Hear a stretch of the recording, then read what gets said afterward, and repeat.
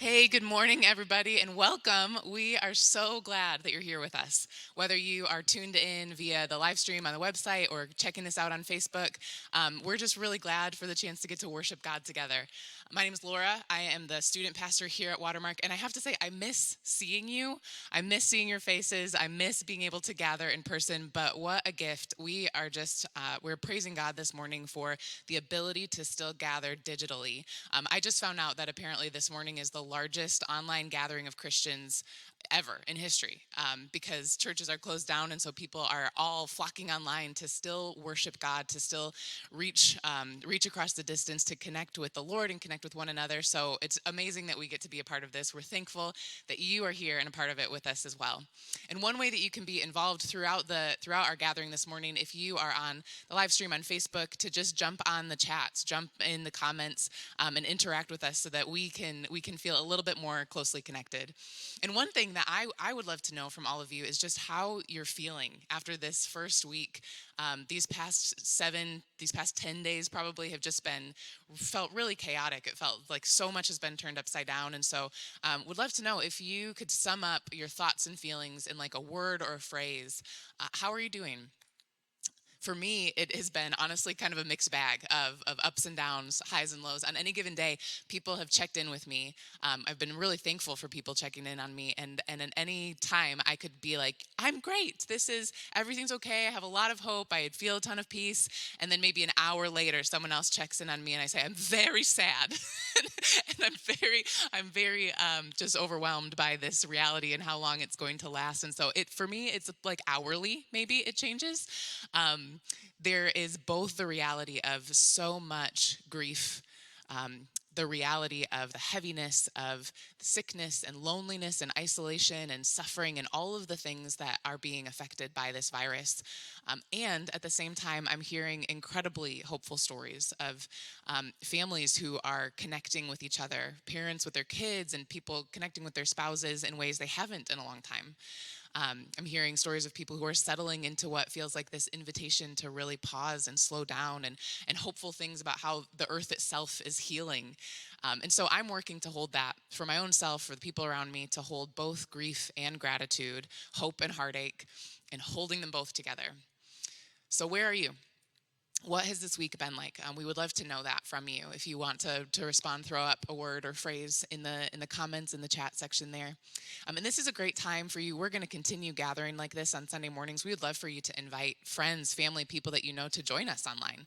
It's really easy to just share the link on Facebook or text somebody the link and just invite them to be a part of this conversation with us. I am taking advantage of digitally connecting. I finally joined Instagram this week.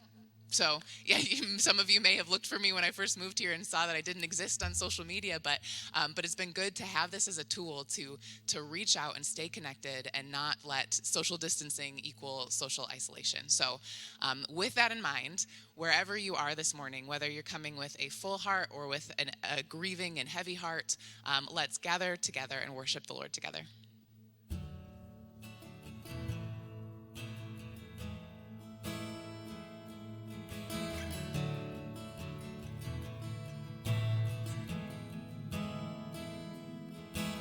Higher than the mountains that I face, it's stronger than the power of the grave. You're constant in the trial and the change. One thing remains. One thing remains. Your love never fails, never gives up, never runs out on me. Your love never fails, never gives up, never runs out on me. Your love never fails, and never gives up, never runs out on me.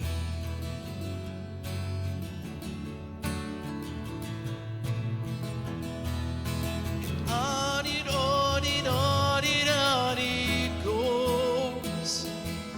It overwhelms and satisfies my soul. And I never ever have to be alone.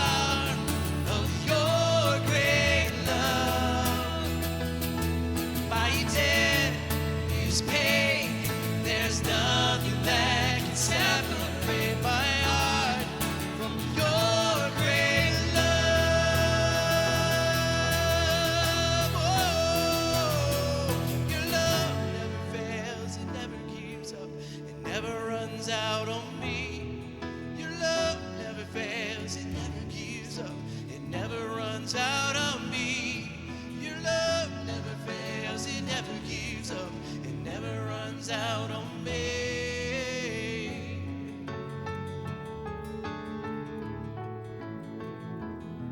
Goes on and on, and it goes on and on. Your love goes on and on. Oh, it goes on and on.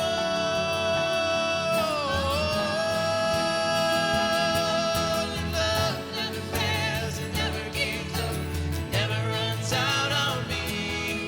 Your love never fails, it never gives up, it never runs out on me. Your love never fails, it never gives up, it never runs out on me. Your love, oh, thank you, Lord. Oh, never abandoned. Your love never fails, it never gives up, it never gives out on me. Your love never fails, it never gives up, it never runs out on me. Your love never fails, it never gives up, it never runs out on me. Oh.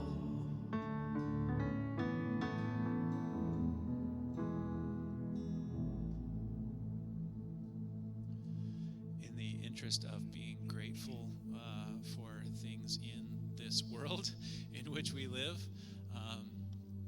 I was really struck this last week, since all of our interaction with people has moved to online, and how much we were still able to do, about how much, things like this that still exist, that we can still do, are really, really amazing. And it's a reminder to me, and I was thinking just this morning about how God's kingdom, God's church is not going to be limited by something like social distancing. It's not going to be limited by something like a virus. Like it's just not. God's plans never have been limited by something like that, and they never will be. So I was thinking of Psalm 46 that says, God is our refuge and strength, a very present help in trouble. Therefore we will not fear, though the earth gives way, though the mountains be moved into the heart of the sea, though its waters roar in foam, though the mountains tremble at its swelling. There is a river whose streams make glad the city of God, the holy habitation of the Most High. God is in the midst of her, she shall not be moved.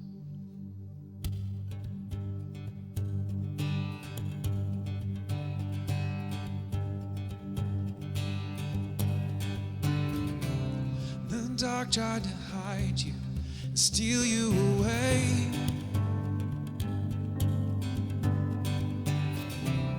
And death tried to keep you inside of the grave.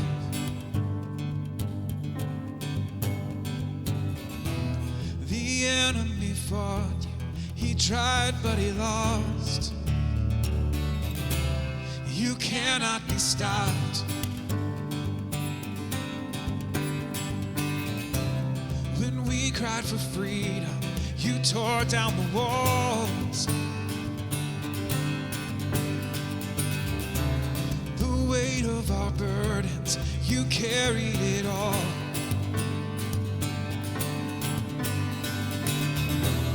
Our fears and our failures hang dead on the cross. You cannot be stopped. Mover of mountains, breaker of chains, Jesus has triumphed over the grave. Sing hallelujah, the battle is won. Nothing can stand against our God. We stand on your victory, we shout out your praise. Miracle maker,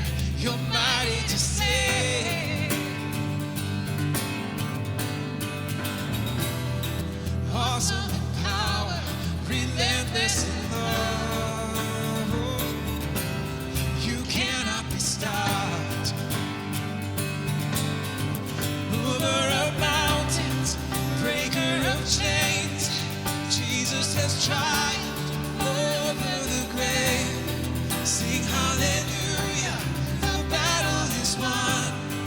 Nothing can stand against our God. There's nothing that can stop our God.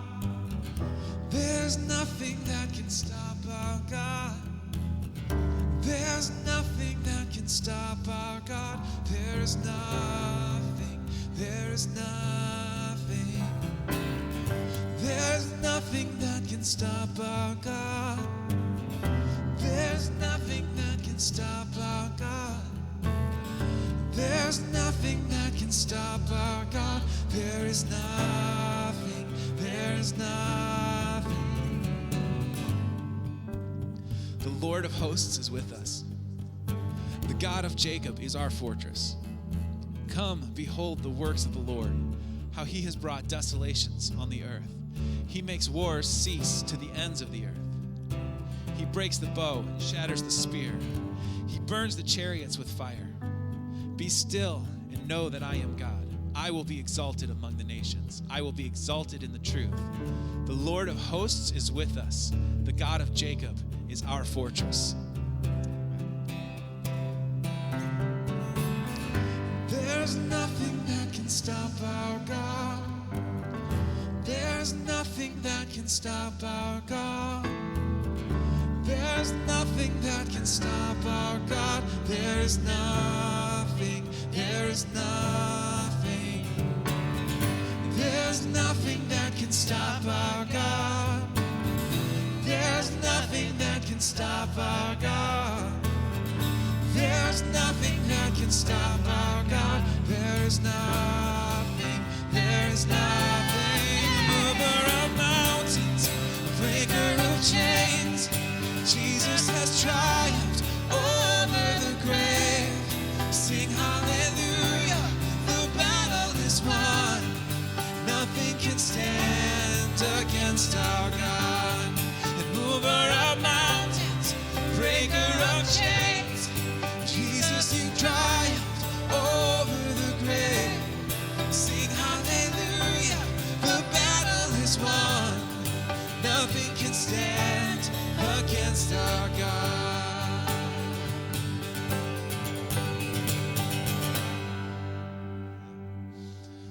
Let's all pray together a minute. God, I want to lift up everybody who is struggling, who's like, it feels like there's obstacles, it feels like there's mountains in the way.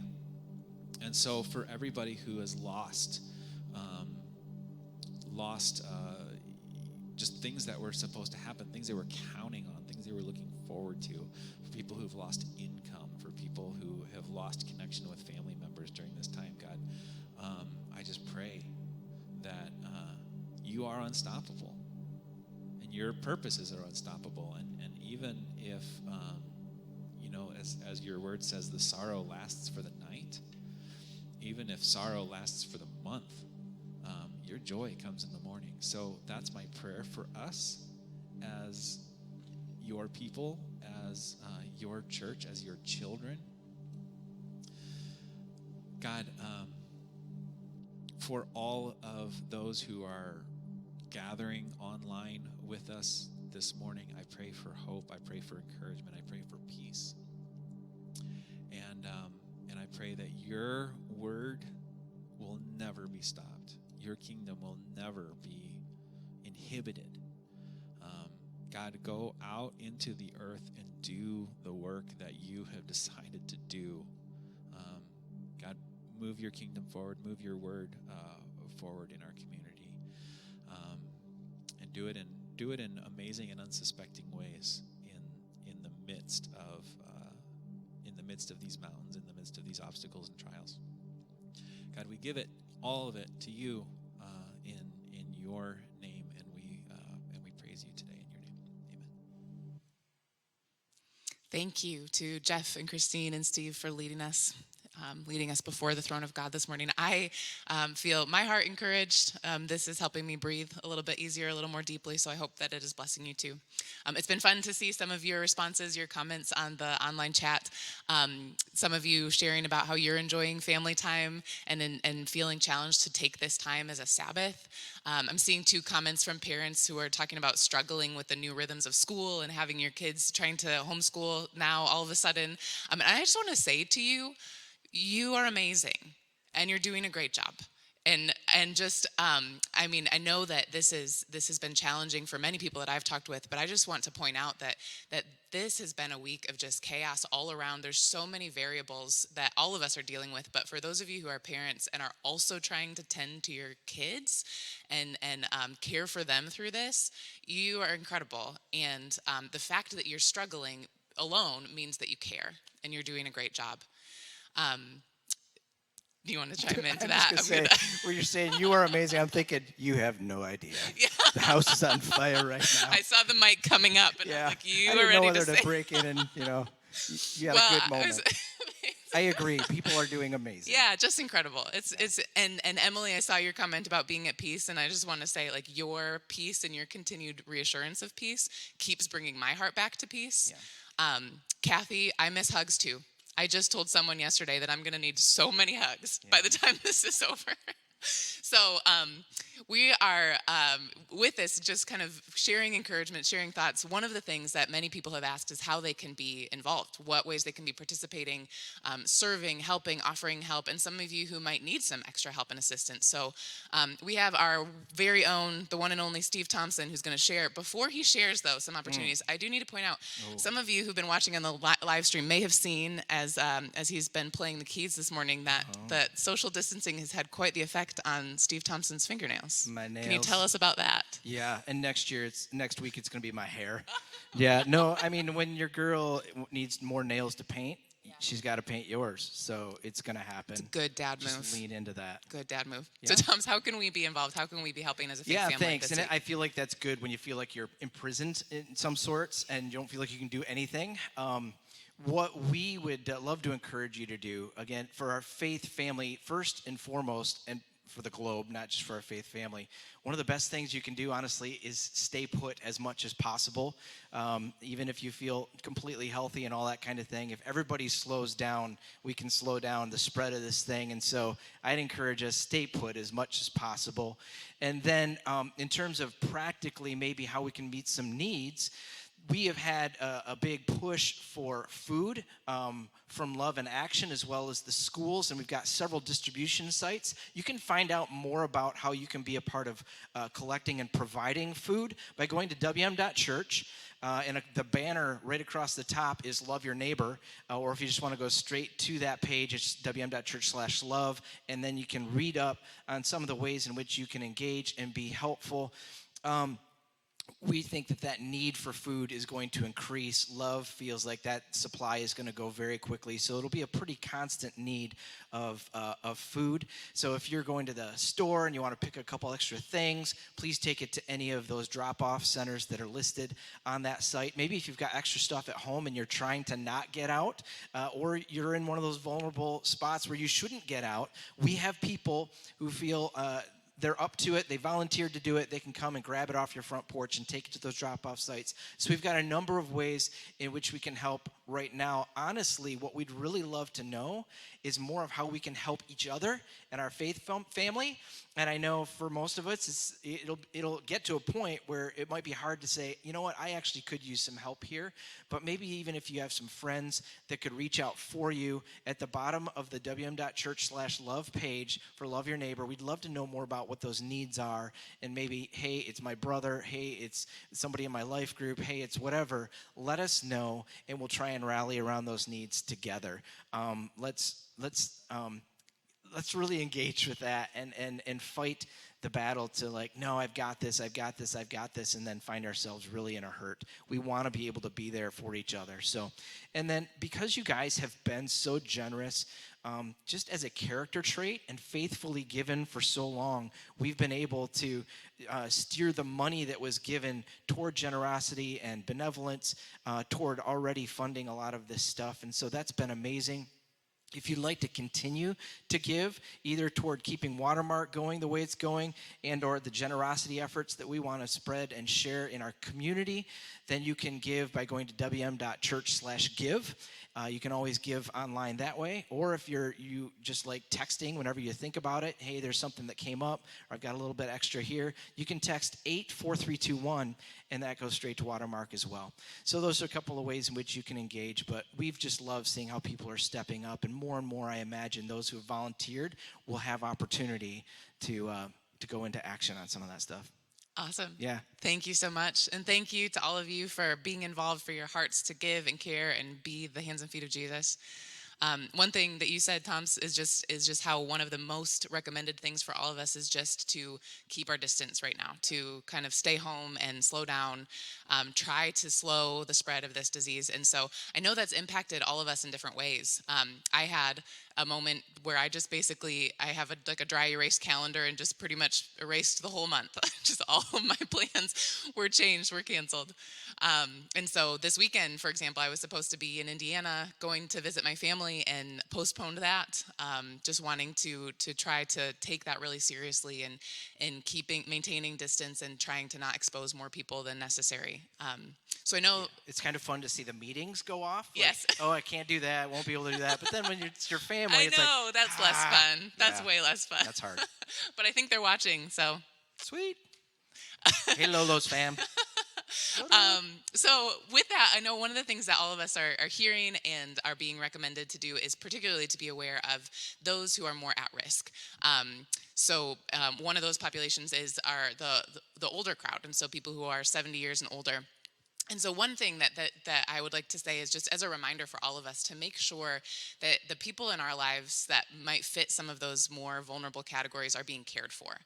Check in on them, your family, your friends, your neighbors. Make sure that they have food. If they need someone to go to the grocery store, please don't send them to the grocery store. Make sure, like a phone call, something so that they don't feel isolated in this time where we're trying to stay away from them just to keep them healthy. So check in on them. And in that spirit, we wanted to check in on someone within our own faith family, just knowing that while we're keeping our distance, it's hard sometimes to know how people are doing, what they're doing. So here, especially with that vulnerable population, yes. Like what are you doing to just stay like not feeling so down and out? Yes, particularly with that crowd. And so with that, here is an update from one of our very own Watermarkers to see how she's been dealing with this crisis.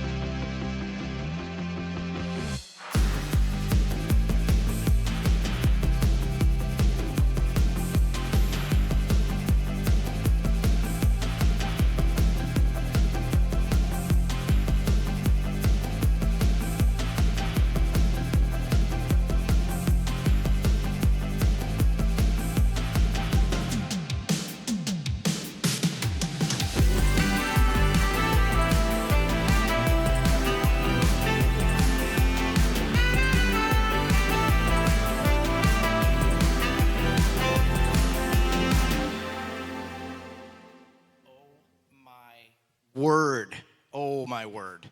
Gail Durr, everybody. She gave birth to this guy. Yes, as a full-grown man, she gave birth to you. No, I was a little baby. Oh, okay, good. I was a little Well, baby. I mean, she's so talented, that lady. She is. Just stepped recently off the Calvin College pep squad, retired, Retired. but still clearly Yes. has her baton twirling chops. She never stops. You can't keep a good boomer down. Okay, boomer. Oh, okay, boomer. Okay, boomer. I'd like to see a millennial twirl a baton like Yeah, that. come on now, millennial. Right. All right. So We're Gen Z, so we can make fun of both groups. Right. Yeah, we're Gen X. I meant Gen X. Wow, am I way off? We are not Gen Z. That's my daughter. If so, we would not be worried in the least bit about this, which No. we should be. Everyone should, have we should all do our part in the midst of this whole thing. Absolutely, including Gen Z, please. Yes. So, but as Gen Xers, yes, Gail Durr is a baby boomer. She is. And so being in that kind of older category, I don't want to say she's old, but kind of seasoned Yeah. person. Yes. Um, The venerated category. yeah, exactly. Seasoned. Seasoned, I like that. You'd think, she's out there kind of knitting. Not that there's anything wrong with that. Nope, there's not. But she is a baton twirling fanatic. Yeah. And I loved Brad, well done on putting the sound. So when she flung it in the air and then had that moment. Yes, So right. let's just give it up. Kind of, okay. Gail. I guess, yeah. She's amazing. That Thank was you good. so much for doing We all that. needed a moment just to be inspired. Anyone here ever see Rocky IV? If you're old enough to remember Rocky IV, there's that moment, there's the training montage. Yes. And it's that moment when Rocky goes old school and he's training. Because and he's in Russia. He's in Russia. He doesn't have the equipment. And it's like, and it's like that pump you up music. I feel like that, if I could watch that every day, I can get through this. I used to work out to that soundtrack every day. I think if I could watch that video every day, I can get through You know who's doing that right now? Who? Mike Skelton. Mike Skelton? Yeah, he can't go to the gym. He is setting it up in his garage. He's doing sit-ups from the rafters. He is running the dunes. Yeah, with a log on his back. He's Rocky IV. And he's like in our And the rest of us are going to watch that video with Gail Durr. Yeah, Mike's 82, by the way. He doesn't look it. He's not 82. Just kidding. I hope he's not watching because he's going to find you Yeah, and sorry. break you Mike like is a still little young, boy. young at heart, young and mentally. You know what I realized, Tomps, Yes. is growing up, we kind of grew up in a time period when televangelists became a deal. Yeah. Where pastors, Unfortunately, they became a deal. yes, they became a really big deal. They did. And like wore the white suits, had the big hair, comb over hair to hide whatever was going on. Yeah, And we have become I know. televangelists. We have. And so if you would actually just send us a gift right now, we could send you one of Steve Durr's shoes that he has prayed over and walked in. Just any gift, any size. Yes, no, that's terrible. It is. Just reach We're out not your hand. No, I'm Yes. just joking. I always wanted to kind of, but we've become a televangelist, We're which is quite online interesting. evangelists, We're though. We're online, not- so there you go. Yeah, so I we've don't like that become name. that. So, in any case, but today we are continuing our look at the book of Genesis. And again, we said this last week. Well, first of all, I want to say this. Thank you for persevering with us through the online things. We've been doing online gatherings since, I think it's been about, what do we think, 2008 or 7 or 9? I mean, It was at least 1996. it's like 2008 or something. It's been a long time since we've been doing this. There are churches that have never in their entire lifetime done online gatherings until this week. And so which is incredible and amazing. The difficulty of that is everyone is doing it at the same time. So that means the bandwidth and the servers in the space is being stretched to capacity, which means there's a lot of buffering and things are being stretched. So I want to thank you for your perseverance. We've done everything we can to try to keep this thing going well. We've added some different kind of servers and some things. So thank you for persevering with us. We've tried to add some additional places to go. So keep working with us, keep refreshing. Keep looking in the comments for different places you can go, YouTube, Twitch, live.sentonmission. But keep persevering with us. And we'll also have this where you can go back and watch it if you missed something. On 'Cause demand. I know you're going to want to go back and watch this again. And next week, honestly, we'll start streaming at 4 a.m. just to avoid all Just this. we don't want to No, miss I will it. not be awake at 4 Yeah, a.m. no one will. Well, I just wanted to bring us back into our story of Genesis. Yes. It's been, again, so awesome to follow along in the Genesis podcast. But last week, we left Jacob. He had come back from visiting his uncle / father-in-law, and he brought back with him a handful of wives, a bunch of kids. And he's back in home country, in the country that he was born and raised in. And now he's starting to raise his family. And what we find out is that his father Isaac soon passes away. We actually don't have a time frame. And then his wife Rachel passes away. His beloved wife, his favorite wife, Favorite wife. Oh which my he shouldn't gosh. be doing. It causes all kinds of problems. There's issues. Yeah. And his favorite wife Rachel passes away, giving birth to their 12th son, his 12th son, her second son. And this is a few years after Joseph, the son above, was born. But we're gonna focus a little bit of our attention now on Joseph, as the story really follows Joseph and what happens to him. Because again, at every turn, there's a threat to the covenant, right? There's a threat to this promise, this relationship between God and the people. So now we're tracking along with Joseph to see how this is going to play out. And the issue we run into with Joseph is much like having a favorite wife. Jacob, following the steps of his parents, had a favorite child as well. Joseph, Well, we all do, right? Nope, this is not true. No? Okay, Yes, my yeah. bad. I thought you were going to tell today who your favorite kid My was. daughter asked me that just the other day. Well, it actually, was Zoe, right? It was Zoe. Was She I not asked me. supposed to tell your It's- kids that Zoe's your favorite? I tell each of them they're my favorite. Oh, okay. No, what I do actually, she said, "Oh, sweetie, I'm equally disappointed in all of you," and that was I felt like that was really encouraging to all of them. That's how you should do it. I'm modeling for all of you. Well done. Don't do that. We've got Joseph, the favorite, and he doesn't help himself out. You know, he's kind of that spoiled. You know, he's Yeah. got a little extra. He gets the big fancy coat, and he kind of shows it off. He flaunts it. So clearly, this is going to be a problem with he and his brothers. There is an issue here. And it even says in Scripture that he'd go and he'd tattle on his brothers when he saw them doing something wrong. So he's not sitting well in this position of favored son, and it's causing all sorts of tensions, so that we get to this point in our story where his dad sends him off to go check in on his brothers. He wanders around and ends up finding them, and they're so angry with him, they're like, let's just kill him. Let's just off this kid. Because again, this is like the Old West, so they didn't think twice about, like, we can just murder him. Now, some of them were like, we don't need to go to that extent. Maybe we just throw him in a pit. But before we get there, sorry, I'm jumping the gun, aren't I? That's all right. Keep going. He's 17 years old at this point. And another part of this is that God is speaking to him. He's revealing himself through dreams. And Joseph, being pretty immature and probably cocky and not being... He's 17 years old. Yep, he's He self-aware. thinks the world revolves around him, literally. Yeah. in Well, and then when dreams. you have dreams where you've got the sun and the moon and the stars all bowing down before you, you probably think, I am special. I am a big deal. But he goes and he tells his brothers about one of the dreams, the sheaves of grain. Then he goes and he tells his parents, and his dad Jacob's like, what is this dream? He's like offended. Like, you need to keep this to yourself, son. But right here and now, Joseph is dreaming about his destiny and his future. And so how different is he from any of the rest of us when we're teenagers?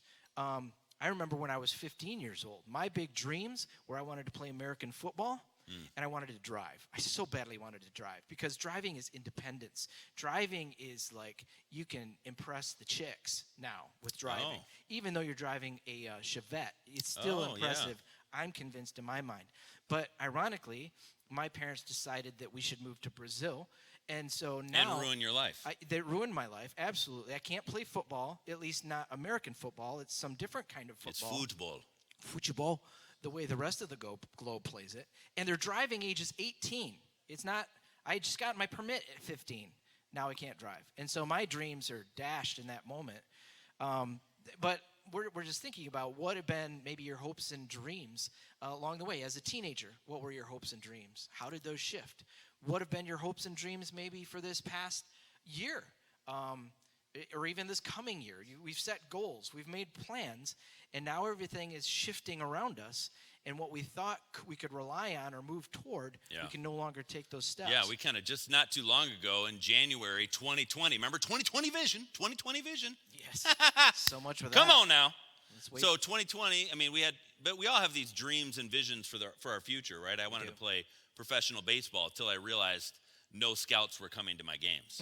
Not at right. Holland Christian, they weren't? No, well, Okay. and no one was asking about me. Sure. So I thought, okay, that's going to be probably difficult. Yes. And it was pretty difficult to be seen on the major league radar Yep. if you got cut your junior year. Yes. You know, that's an uphill climb. It is. But in any case, I mean, we all have hopes, we all have dreams, right? Michael Jordan did it, by the way. He did Sorry. it, and I made it my senior year. Thanks to my friend William King. If you're watching, I love you, bro. Hey, Will. But in any case, we do have hopes and dreams. So we do want to ask a question of Yeah. everyone today. Here's our discussion point to start off. What have been some of your hopes and dreams? And you can go back to, these are dreams that I had as a, kid or a teen and they took a different course. Or like, what have been your dreams recently, your hopes, your goals for this coming year? And maybe now they aren't as possible, but we'd love to hear what have those been. Go ahead and chat either in your living rooms with your family or online, either place. We'd love to just create a little conversation there. Yeah, and as you do that, we'll just share a couple just to kind of chit-chat behind you. You can turn us down if you want. So, for example, like one of our goals for 2020 is to go to Ethiopia Yes. with my daughter and my son. My wife and I, one of our goals was to be able to travel to Italy this upcoming year. Well, you had a sabbatical planned. Yeah, so one of the things was to have a sabbatical this summer, which That's we'll not talk about that happening. another Sorry, time. was I supposed to say that? No, you're fine. Okay. You're fine to talk about that. Good. So there's some different things that we all have planned that dreams of things that we'd love to be able to do in the future, right? Yeah. So think about some things, some dreams, hopes that you've had or desired for the summer, hopes and dreams. Feel free to comment those in the comments if you'd like, or just to share those around your living room. Just real quick, just take a moment to do that. So yeah, Tracy mentioned, going to Ethiopia. Moses graduating from high school, right? That's one. Anyone else? Keep those rolling. And honestly, you can keep discussing amongst yourselves as we go on in the narrative. But we wanted to sit in this moment a little bit and just have those things in mind going forward, because Joseph had these hopes and dreams. I mean, they were God-given dreams, but I'm sure he planned accordingly. He had expectations of what was going to happen, and all of a sudden, in an instant, all of that changes. Yeah, all of that changes. So we want to keep in mind here these dreams. So hold these dreams. We want you to hold these dreams a second for your life, for this year.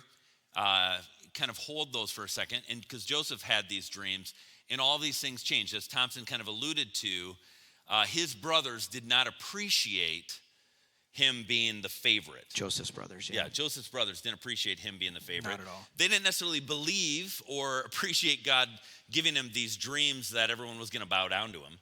So they said, well, once again, it's a birth order issue. Like, yeah. Who are you? Who are you? You're the kid brother. Yeah. So let's kill the kid. Well, okay, let's not kill him. Let's at least make money on him. Yes. Right? Let's at least get something for him. So they devise a plan to sell him into slavery. So Joseph becomes a slave. He goes to Egypt, and that's bad, but God is with him. God prospers him as a slave as much as you can be prospered. He protects him. He provides for him, and he gets more and more responsibility as a slave. But then he faced this test of character as a slave, and he passed that test, that temptation. But he is falsely accused. He's thrown into prison. So he goes from favored son with amazing dreams of what could be to, rejected brother. His father thinks he's dead. He's a slave in Egypt. Now he's thrown in prison. And things are looking terrible, but God is still with him in prison. And God protects him. He provides for him. God blesses him as much as he can as a prisoner. And he gets more responsibility. And while he's there in prison, he's given some responsibility there. There's this little glimmer of hope, though. Because there's a couple guys in prison who kind of upset the Pharaoh, the king of Egypt, who were really close friends with the king of Egypt. And he, thanks to God, is able to interpret their dreams. And he says, listen, guys, one of you guys, I've got good news for one of you and bad news for one of you. One of you are going to die. That's the bad news. One of you are going to live. For the one of you who's going to live, remember me when you go back to Pharaoh and put a good word in for me and get me out of here. Right. So here's my way out. Here's my way out. I'm going to interpret your dream. You're going to get out. Here's my way out. So Joseph has a chance. He's 28 years old. Yep. So here's his chance out. The guy, thanks to God, the dream comes true. The guy gets out. He goes to Pharaoh, and he forgets about Joseph. Forgets. So How do you forget about that? How do you forget about someone who gave you hope in the most desperate moment of your life. Yep. And you forget. And so what another massive letdown for Joseph. Yeah. And hope's dashed. And so think about it. Joseph has gone from favored brother to slave to prisoner. He has been rejected by his brothers. His dad thinks he's dead. And I wonder, like, what's going on in Joseph's mind? How does he not just, I mean, if I'm Joseph, how do you just not give up? I mean, surely he's thinking that. At some point in time, you got to be thinking, I'm going to give up. I'm not going to be faithful anymore. I'm not going to be faithful to God. I'm just going to fall apart. Yeah. Well, I'm just going to go my own way. Yeah, I'm even impressed at his ability to resist temptation when it threw itself in his face or throwing itself at him repeatedly, because I think our human nature is like, I deserve this. I'm getting a shaft here. I'm getting the raw end of the deal here. I deserve something out of this mess. But no, that wasn't his outlook at all. So it was pretty impressive. Yeah, so I think you're right. So as he's a slave, in this time when he's a slave, when he's a prisoner, and now when he's a forgotten prisoner, it was a humbling time, it was a shaping time, it was a surrendering time. And he submitted to those things. Things. And now he's gone from a favored son to a slave to a prisoner, now to a forgotten prisoner. So this guy's future was supposed to be different. I mean, God said to him his future was supposed to be different. Yeah. I mean, people were supposed to bow down to him, and now he is the lowest of the low of the low. Yeah. And so much seemed to be lost. I mean, so much was lost. And I think for all of us watching today, maybe you can relate maybe a little bit to Joseph, where you feel like a lot has been lost or potentially could be lost as you reflect on the dreams and especially the dreams you've been holding together. Yeah. And we even have some. You've got Mackenzie's graduation from Taylor. I'm not on. You might not be on. Thompson's mic might be struggling here. So let me read these. There might be some hopes and dreams that you mentioned. There's some hopes and dreams that you yourselves may have felt like are lost. And so here's what we'd like you to do. You might be able to relate to these. High school, college, and seniors. You might feel like you've had a loss. Some of you might feel like, hey, listen, I was supposed to have a wedding coming up, and I don't feel like this wedding might happen. Others of you might feel like there's a job loss. I've lost my job. Others of you might feel like there's a financial loss, and I don't feel like, or there's an insecurity with my job. There's a trip that I was planning that I didn't anticipate, that we were planning on having. I don't think that trip's going to happen now. There are funerals that aren't going to be able to happen. Yeah, Kenny Rogers, celebrity funeral. Yeah, and Kenny Rogers. Nobody can gather around. You can't even gather around that. But there's some things that came in. So what are some of the things that, there's some hopes and dreams that we've even mentioned that we said hold those out. So what are some of the things? Yeah, we've got Spencer and Maya who said their plans to move to grad school. Could you scroll back down a little bit, please? Thank you. We've got Eric, just about everything, big and small. The Howards, you've got travel plans. Lazy Bobber, there you go. I've been burdened by the dash dreams of high school kids for sure. Seniors especially, this is their senior year. No prom. Nancy K going to a family reunion in Delaware, getting to see family that you don't get to see very often, I'd imagine.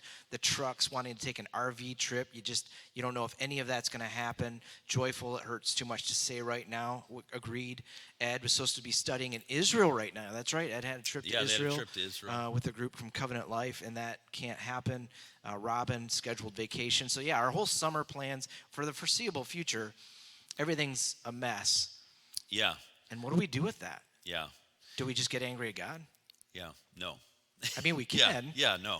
Yeah. No. I mean, that's the thing, right? Yeah. Yeah. No. That feels like the answer. Yeah. No. Yep.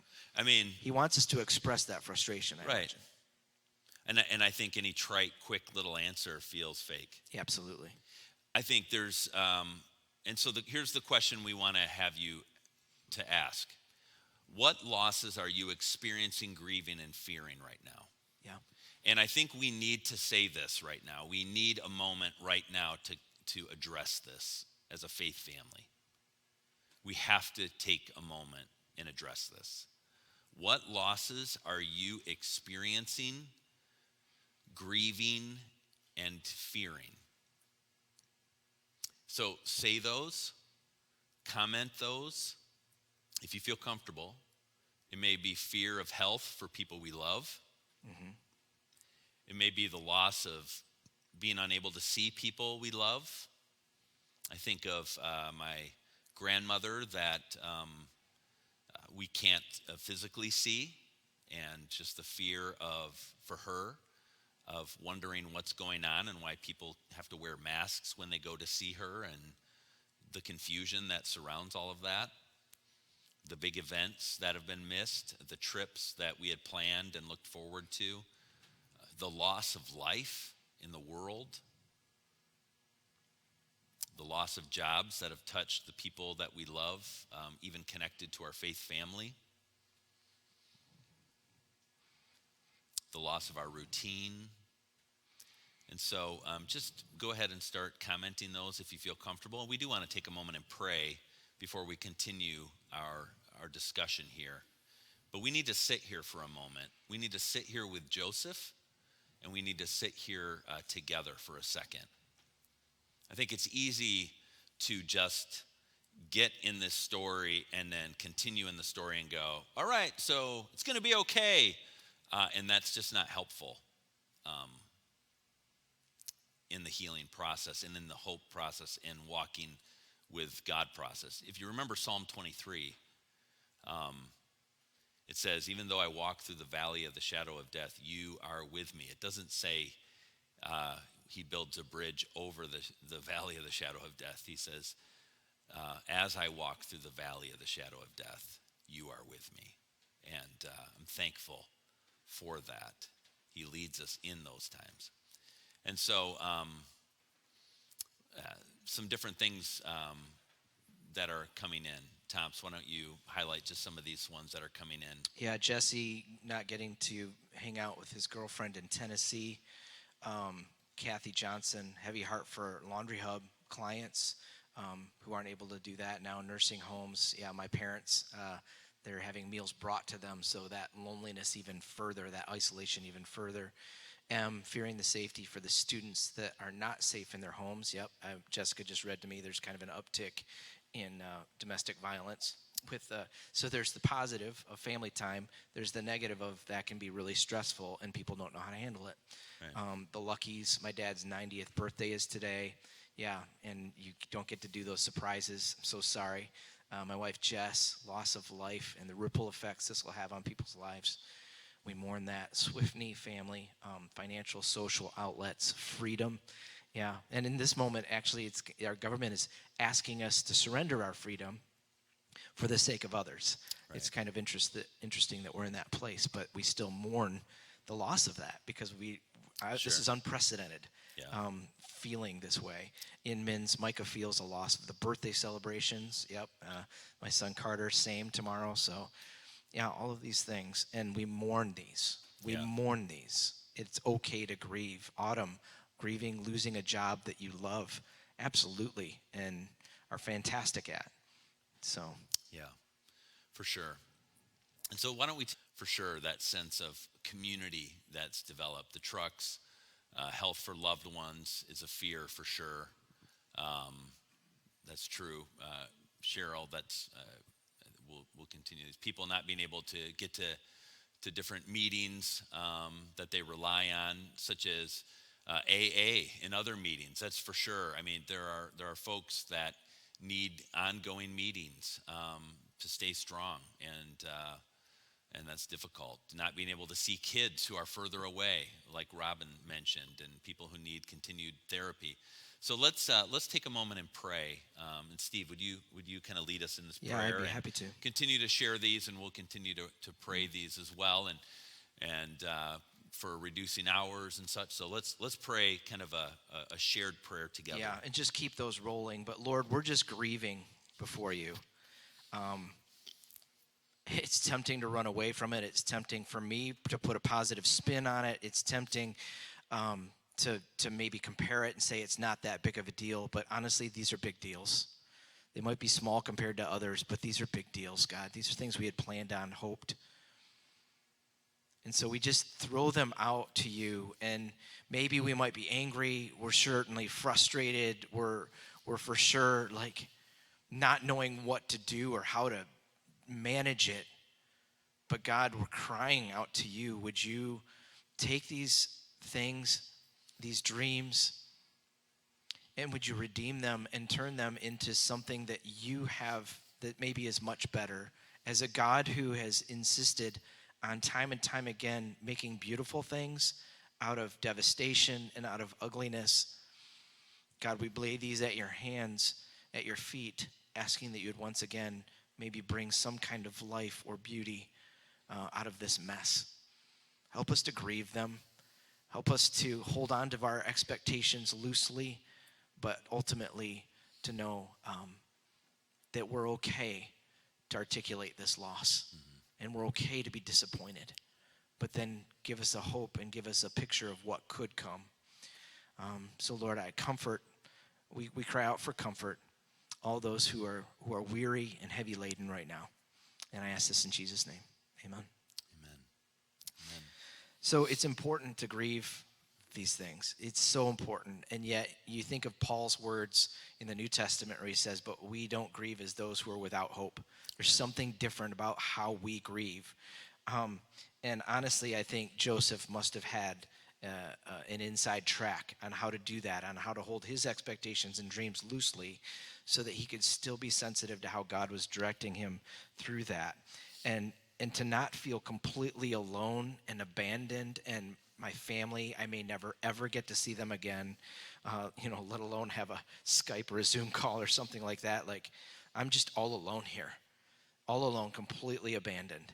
And yet the writer of Genesis wanted to help us all to know that not only was it true for Joseph, but this is true for us right now in this time. In Genesis chapter 39, verse 2, it says, the Lord was with Joseph, so he succeeded in everything he did as he served in the home of his Egyptian master Potiphar. And then toward the end of that chapter, now Joseph is in prison, it says this, but the Lord was with Joseph in the prison and showed him his faithful love. The one that we sang about that never gives up, this is where we get it from. He revealed himself as faithfully loving all along. And the Lord made Joseph a favorite with the prison warden. And again, there is blessing and provision and favor there. And so we don't grieve as those who are without hope, but we are confident that just as he was with Joseph, God is with us in the middle of all of these things. And we don't have to go it alone. I'm just looking at the time, Steve, and wondering maybe if you transition us from there. Yeah, and I think that's an important bit for us to be reminded is, and to lead us to this question. In the midst of the pain, in the midst of the difficulty, how have you seen God in this season? And to encourage us to be looking for where have you seen God in this season? To take a moment and to not miss this opportunity to say, God, where are you at? And to say, okay, God, where are you at? And maybe for you to say, listen, God, I don't see you. I don't see where you're at work. Would you show me where you're at? Maybe you're not seeing or sensing his presence. But to say, God, show me where you're at work. And to encourage you with that. But here's where I'd like us just to recognize today and kind of a response here. God was doing something in Joseph. He was shaping Joseph. He was shaping Joseph into a man who would someday rule. But Joseph was also redeeming that time. For Joseph, he went from a favored son to a slave to a prisoner to a forgotten prisoner. And he responded to God's presence with him in those difficult places with faithfulness. He could have easily responded by just falling apart and falling away. But he learned to depend on God in those places when everything was stripped away. He used his God-given abilities to be purposeful and faithful, and God blessed him in those places. And so next week, we're going to get glimpses of hope. We're going to get glimpses of Joseph being a conduit of hope. But for now we're going to leave Joseph right where he's at. Faithful, but not forgotten. Faithful, but not forgotten. And that's where we are today. May we, wherever we're at, may we be faithful, knowing we are not forgotten, that God is present with us right where we are at in the midst of what we feel like we have lost and what we are grieving, that he is present with us. And may we in this moment redeem the time we've been given to be faithful, recognizing that we have not been forgotten. And so for Joseph, his 13 years as a slave and as a prisoner was not wasted time. He redeemed the time, being faithful in the present and shaped by God for the future. And so I wonder for you today, how has God gotten your attention? He's inviting you to see this time as a moment not to be wasted, but to be redeemed. What does that look like?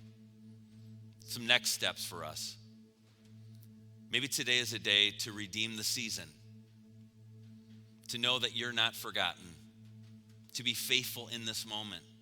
Reflect on what that might look like for you. I just need to say to you, I have noticed in the midst of this season, some folks who have been kind of on the fringes of their faith, returning back to their faith. There is no greater thing right now in this moment than to return back to your faith, to come back to Jesus, or to, for the very first time of your life, come to Jesus. There's no shame in that. There's no motivational problem there. Come back home, please. Share Jesus with other people, but redeem the season. Come back home. It's beautiful. Welcome home. For others of us, it's with our families. What does it look like to redeem this time with our families? What does it look like to redeem this time and to forgive someone that we might need to forgive? What does it look like to redeem this time in a daily way? Maybe to be praying for other people, to care for people, to call on people, to care for the people around us, to care for our neighbors. What does it look like for us to redeem this time, to be faithful in this moment? Maybe on this day, our next step is to ask God to reveal his presence to us, to be reminded that he's here, to say, God, would you show yourself to us? Because we just need to be reminded that you're here. And then maybe for others of us, it's asking God for healing from the loss of this season, because we just don't feel like you're even there. I want to encourage you to allow God to speak to you today, to bring healing, to bring hope, to bring peace. As we listen to the song, the good news is that wherever you are right now, whatever you're going through, the valley, the fire, the darkness, we, like Joseph, are not alone. So there is hope. God is faithful. We, you, me, are not forgotten. God, we pray today that you would show us the way and that you are with us. And so now, would you sing with us and allow these words in this moment to bring healing to your soul?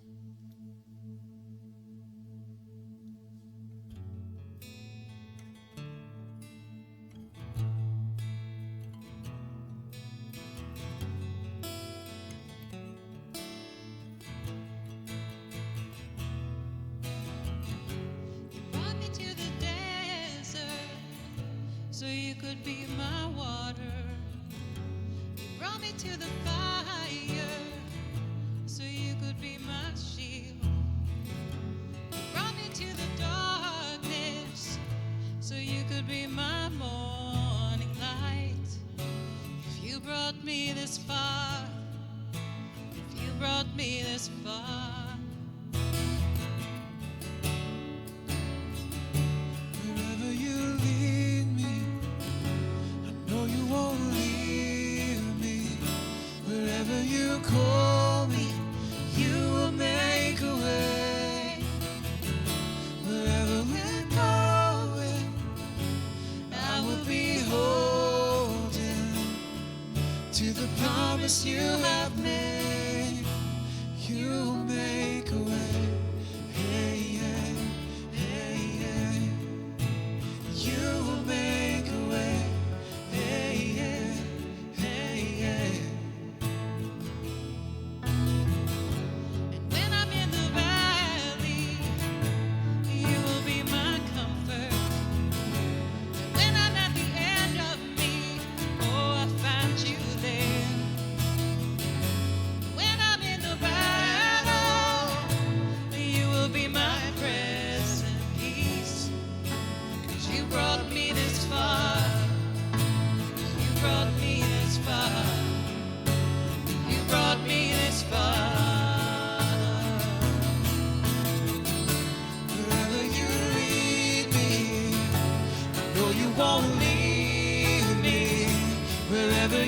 call me, you will make a way.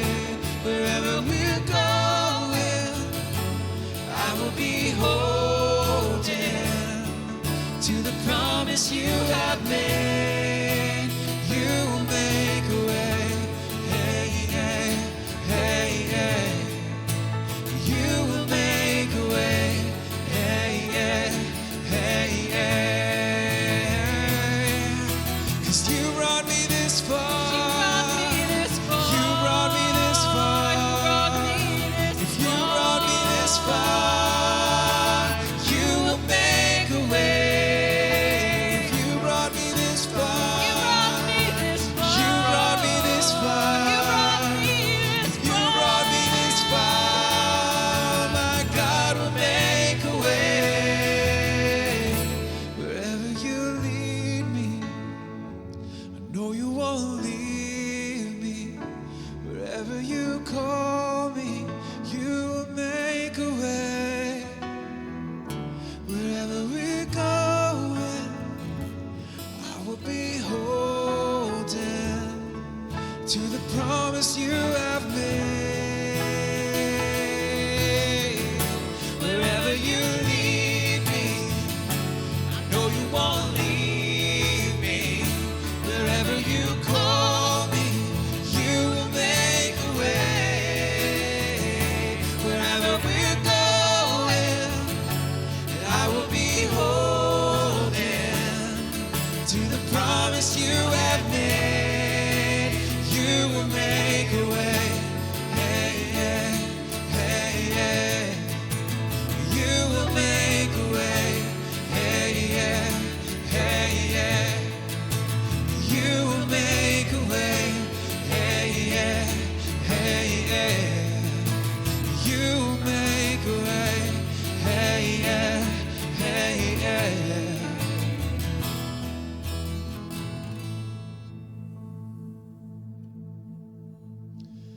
And that is our very real hope today, right? That wherever it is that we find ourselves, that is the very thing that God is going to use to bring out in us to teach us whatever it is, to prepare us for whatever it is that God is going to want us to do. And so I, for one, would like to really face this time, this season, with expectation, with hope, with confidence that God didn't bring us to this place so that we could cower in fear, right? That's not what we're doing. He brought us here to learn who He is and to learn who we are in relation to Him. So whatever we do today, let it be in confidence, let it be in hope.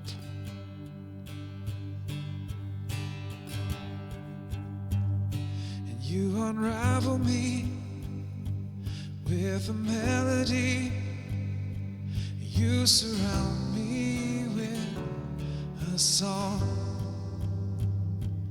of deliverance from my enemies, till all my fears are gone. And I'm no longer a slave to fear. I am a child of God. And I'm no longer a slave to fear. I am a child of God.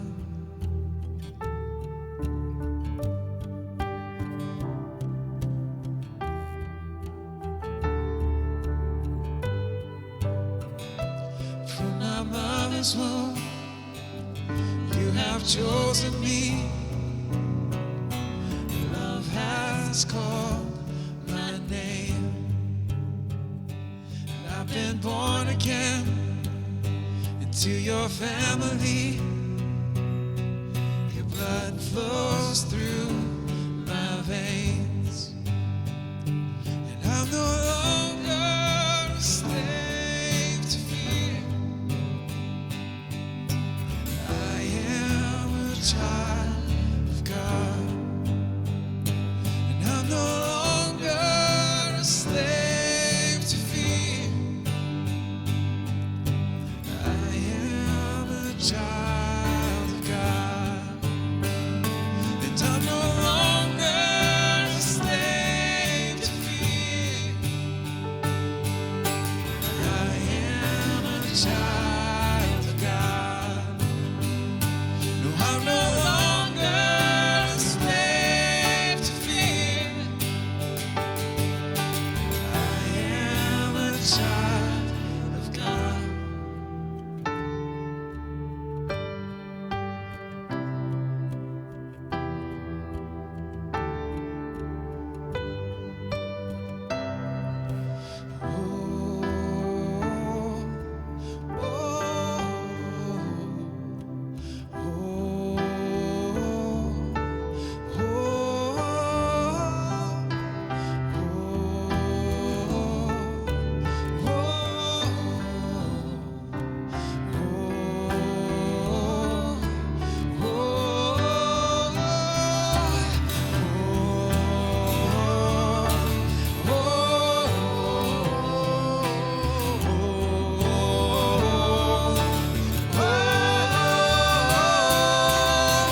You split the sea so I could walk right through it.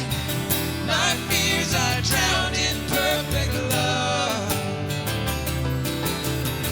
You rescued me and I will stand and sing.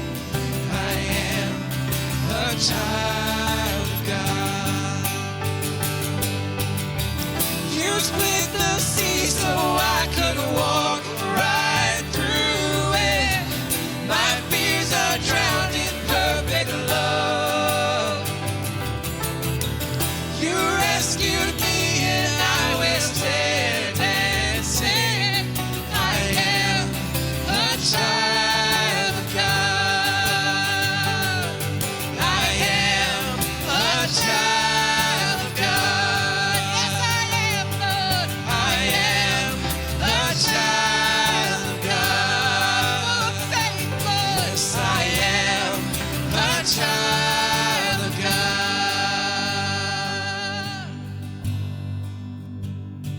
And I'm no longer a slave to fear. I am a child of God, and I'm no longer a slave to fear. I am a child of God. So, God, would you replace the spirit of fear in us with hope, with love, with peace, with all the things that you want us to have, all the things that you created for us to have. God, replace the fear with those things today. And may we look to you in our hurt and in our disappointment, in our loss and lament. May we look to you, the giver of all good things. Thank you for the confidence that we can have in you today, in your name. Amen. Amen. Thank you all for joining us this morning. It's so good to be with you across the miles. As Steve mentioned earlier, there's a number of ways that you can be involved and active this week. If you want to visit wm.church, there's all kinds of opportunities and options there. But one thing that we really want to invite you to specifically this week is a practice that we want to begin. That this week, every morning, we want to invite you as part of our faith family to just pray through Psalm 91 together. We want to start this practice of, as a part of what Steve talked about this morning about redeeming the time. One way we want to do that is to be united in spirit, united in our prayers. And so we want to invite you this week to just start every morning when you wake up, before moving on to anything else. Would you pray Psalm 91 with us over our community, over the world, praying that God would interrupt the chaos, praying that God would bring us hope and bring us redemption. So maybe you'll read through that once. Maybe you'll spend 10 minutes, 20 minutes, an hour, whatever that time looks like for you. We just want to unite our prayers as a faith family. So Psalm 91, we'll be beginning our days praying through that. Would love for you to join us. Stay tuned on the Facebook page too. We'll have other opportunities to be connected for prayer. Jeff is going to be leading us in worship on Wednesdays. Would love for you to be connected. We are better together, and we'll get through this together. We love you, and we'll plan to gather online again next Sunday. And in the meantime, have a great week.